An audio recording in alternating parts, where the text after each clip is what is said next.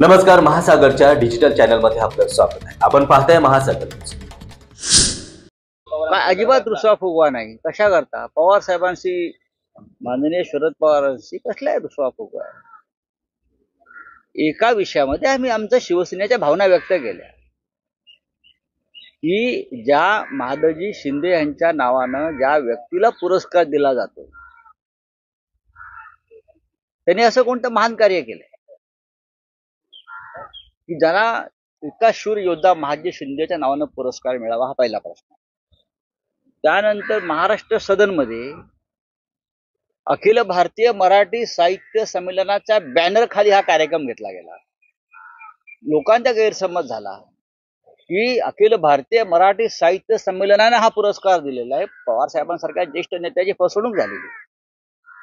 हा कार्यक्रम साहित्य संमेलनाचा नव्हता, तो खाजगी कार्यक्रम होता। तो खाजगी, अशा अनेक आमच्याकडे खाजगी संस्था पुरस्कार देत असतात, पण साहित्य संमेलनाचा बॅनर खाली तो कार्यक्रम झाला। महाराष्ट्र साहित्य परिषदेची परवानगी न घेता,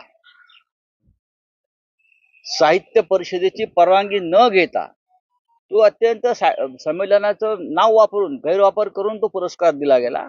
तिथे आमचा आक्षेप आहे।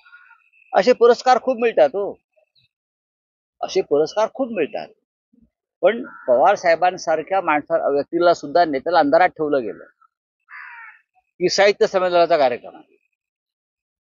त्याच्यामुळे आमचा त्याच्यामध्ये मग काय झालं, नाराजी व्यक्त केली। त्यानंतर 2 आठवड्यांनी तुम्ही मी अजिबात नाराजी व्यक्त करणं ही लोकशाही आहे। 2 स्वतंत्र विचारधारा आहेत। आमची एखाद्या व्यक्तीविषयीचं मत हे टोकाचं आहे। शरद पवार यांचा पक्ष फोडणाऱ्या लोकांविषयी आमचं तेच मत आहे। माननीय शरद पवार यांचा पक्ष आणि शिवसेनेचा पक्ष, शिवसेना हा पक्ष हा अमित शहा आणि नरेंद्र मोदींनी फोडला आहे आणि त्यांनी ह्या सगळ्या लोकांना हाताशी धरलं। आमच्या भावना टोकाच्या आहेत ना, तीव्र भावना आहेत आमच्या। तुम्ही त्यानंतर चर्चा केली किंवा उद्धव ठाकरेंनी शरद पवारांची कशा करता पाहिजे?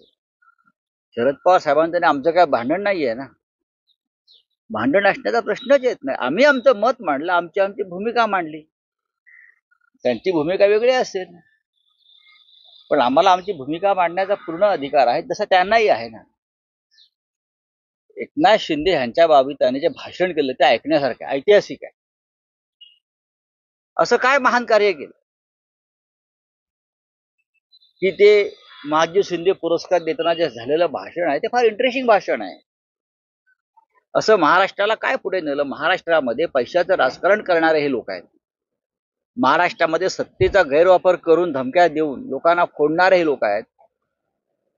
दिल्ली पुढे झुकणारे हे लोक आहेत। दिल्ली पुढे सरपटणारे हे लोक आहेत। त्यांना महादजी शिंदेच्या नावानं कोण पुरस्कार देत असेल तर त्या संस्थेची चौकशी व्हायला पाहिजे। त्यांना इतिहास माहिती आहे की नाही? साहित्य संमेलन सुरू होते, तुम्ही साहित्य संमेलनासंदर्भात सुद्धा भाष्य केलं होतं, ज्याला लोकांचं साहित्य संमेलन आहे। बघा, आता तुम्हाला उद्यापासून चित्र दिसेल। मी स्वतः दिल्ली 2 दिवस आहे।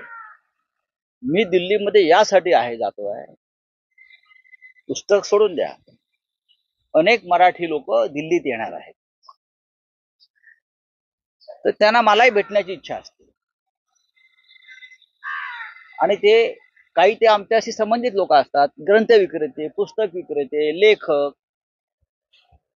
त्यांना मला भेटण्याची सुद्धा इच्छा आहे।